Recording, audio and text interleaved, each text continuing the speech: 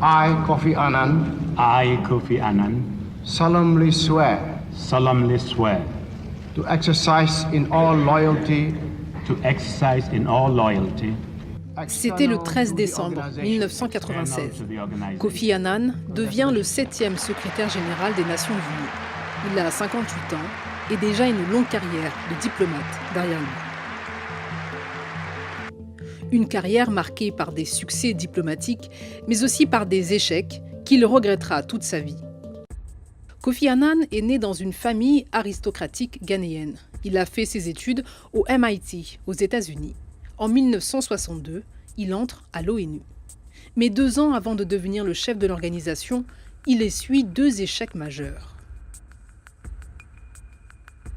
En 1994, il est sous-secrétaire général au département du maintien de la paix quand éclate le génocide au Rwanda. Malgré la présence de casques bleus, les massacres continuent. Pire, les effectifs des soldats de la paix sont même réduits pendant les tueries. En 1995, lors de la guerre en Bosnie, l'ONU est une nouvelle fois impuissante. Les forces serbes massacrent des milliers de musulmans à Srebrenica. Ces 2 moments sanglants marqueront durablement Kofi Annan. Il va renforcer l'implication des casques bleus dans la résolution des conflits. Pendant ces 2 mandats, leur nombre passera de 20 000 à 90 000. En 2001, son engagement pour la paix est récompensé par un prix Nobel qu'il partagera avec l'ONU. Mais en 2005, son image est ternie par des accusations de corruption dans l'affaire dite « pétrole contre nourriture ». Une enquête l'innocentera, mais son nom restera accolé au scandale. Parfois perçu comme un pacifiste sans pouvoir, Kofi Annan a su aussi tenir tête aux grandes puissances. En 2003, il qualifie l'intervention américaine en Irak d'illégale, car l'opération militaire n'a pas été entérinée par le Conseil de sécurité.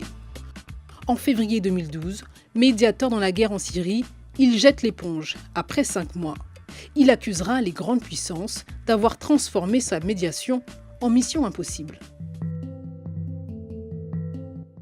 Avec l'Afrique, Kofi Annan gardera des relations étroites, même après la fin de son mandat onusien.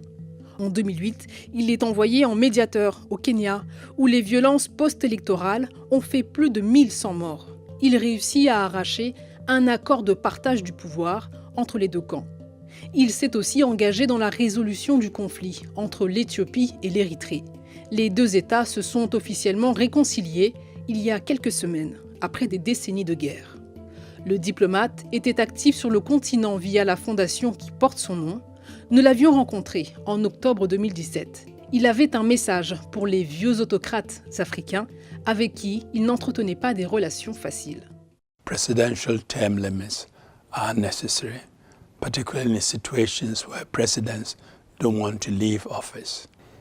My advice to all these leaders is they should move on once they've done their terms. And I can assure them they can have very exciting lives outside the presidency. And if they doubt what I'm saying, they should go and talk to a few of their friends who have left office and are living a happy life. Sa fondation, qui réunit des personnalités politiques et économiques, travaille sur la lutte contre l'évasion fiscale et la bonne gouvernance en Afrique. Kofi Annan, dernièrement, s'inquiétait du rôle des réseaux sociaux sur le résultat des élections. Elections were normally supposed to be peaceful and democratic rotation of leadership. Today it leads to war, it leads to conflict. We've seen it around the continent and on other continents. Now we are seeing how social media and cyber security is being exploited in elections.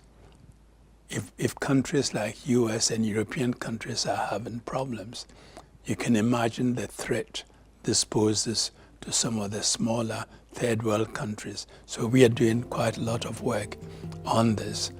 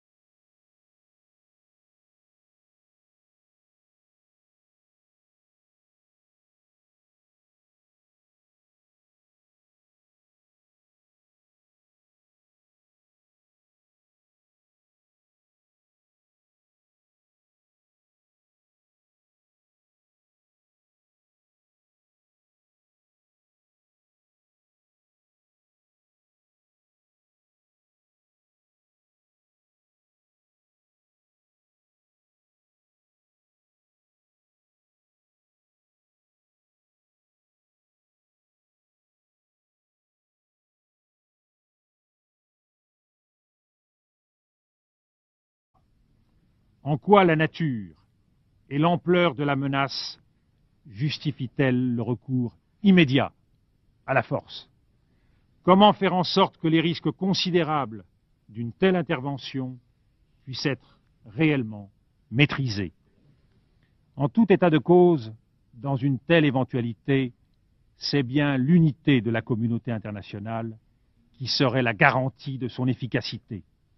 De même, ce sont bien les Nations unies qui resteront demain, quoi qu'il arrive, au cœur de la paix à construire. Monsieur le Président, à ceux qui se demandent avec angoisse quand et comment nous allons céder à la guerre, je voudrais dire que rien, à aucun moment, au sein de ce Conseil de sécurité ne sera le fait de la précipitation, de l'incompréhension, de la suspicion ou de la peur. Dans ce temple des Nations Unies, nous sommes les gardiens d'un idéal. Nous sommes les gardiens d'une conscience. La lourde responsabilité et l'immense honneur qui sont les nôtres doivent nous conduire à donner la priorité au désarmement dans la paix.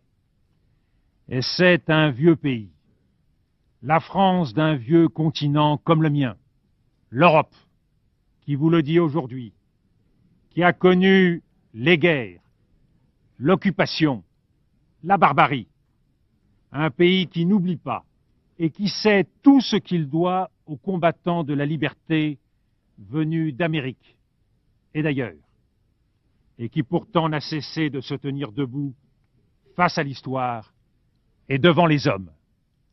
Fidèle à ses valeurs, il veut agir résolument avec tous les membres de la communauté internationale. Il croit en notre capacité à construire ensemble un monde meilleur.